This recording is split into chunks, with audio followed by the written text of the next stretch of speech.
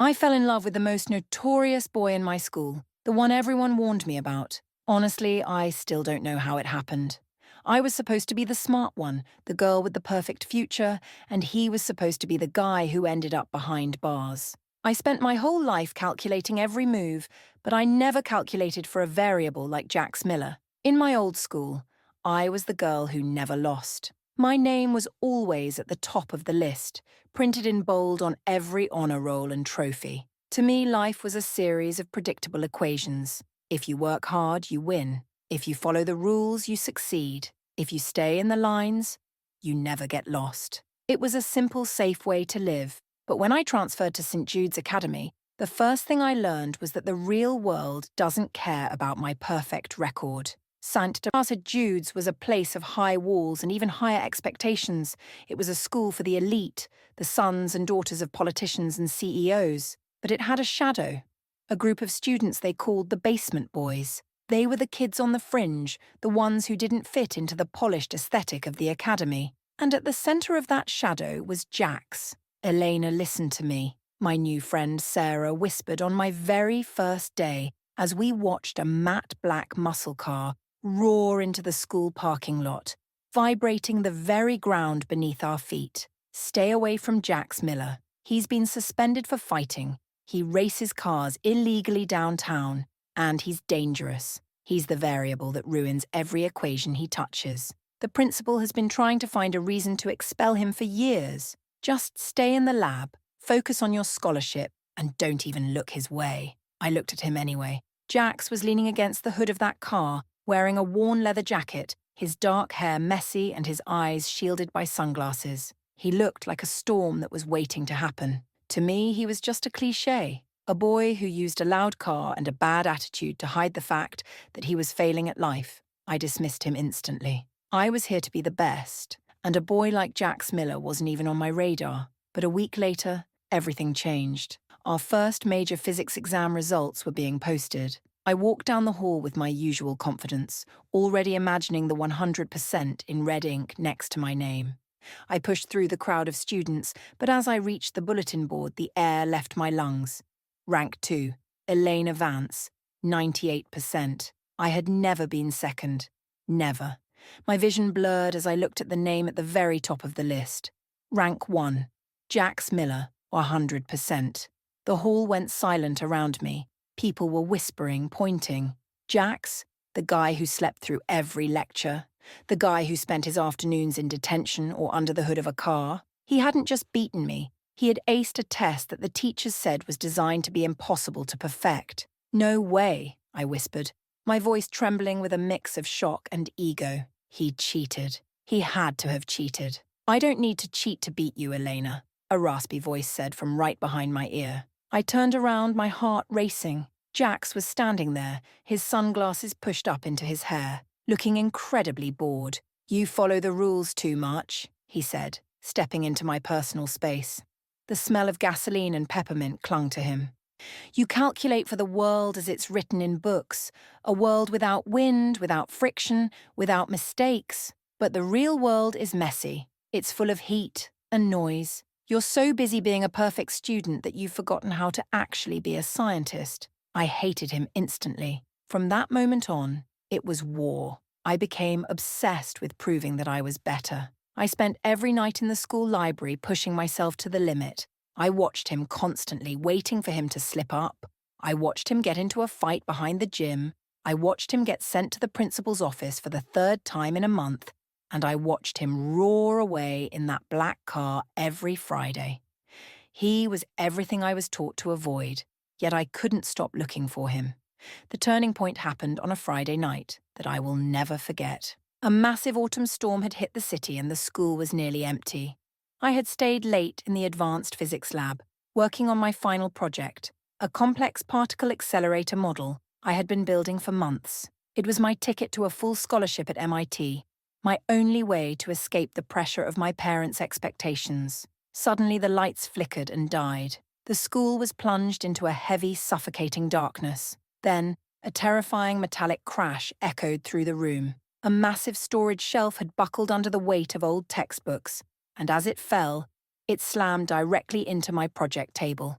I scrambled in the dark, my hands shaking as I turned on my phone's flashlight, my heart shattered. My project, the work of 6 months, was lying in pieces on the floor. Twisted copper, broken glass, and months of my life, all ruined. I sat on the floor in the dark and cried. I didn't care about being strong or perfect anymore. I felt like the universe was telling me that no matter how hard I worked, no matter how many rules I followed, everything could still fall apart. The alignment on the primary coil was off anyway. I jumped, dropping my phone. A flashlight beam cut through the darkness, illuminating the doorway. Jax was standing there, his leather jacket dripping with rain, his hair plastered to his forehead. "Go away, Jax," I sobbed, shielding my eyes. "Come to laugh? Go ahead. It's broken. I'm done. You win." Jax didn't laugh. He walked into the room, his boots clicking on the floor, and knelt down in the wreckage. "I'm not laughing," he said, his voice surprisingly soft. "I'm telling you the truth. Your machine was too rigid, Elena. You built it to work in a perfect world, but the moment things got shaky, it snapped. It needed room to breathe. It needed to account for the chaos." He sat down on the floor next to me and pulled a small professional toolkit from his jacket. "I spend my nights rebuilding engines that were left for dead on the side of the road," he said. "I know how to fix things that the world thinks are broken." For the next 5 hours, the world outside that lab didn't exist. Jax didn't mock me. He didn't act like the notorious boy everyone was afraid of. Instead, he worked with a level of focus and brilliance I had never seen in a classroom. He didn't use a calculator. He used his hands. He explained that life isn't about being perfect. It's about how you handle the pressure. "See this?" he asked, pointing to a copper wire he was carefully bending. "If you make it too tight, the heat will snap it. You have to give it a little slack. Physics isn't just about math, Elena. It's about understanding how things feel when they're pushed to their limit." "Why?" I asked as we finally got the main frame of the machine back together. "Why do you let everyone think you're just a delinquent? You're smarter than anyone in this building." Jax looked at the floor, the light from his flashlight casting long shadows on his face. "My dad was a genius. He followed every rule, took every title, gave his whole life to the university. But when he got sick, they threw him away like a broken part. They didn't care about his prestige once he stopped being useful." He looked at me, and his amber eyes were full of a deep, hidden pain. "I don't want their titles, Elena.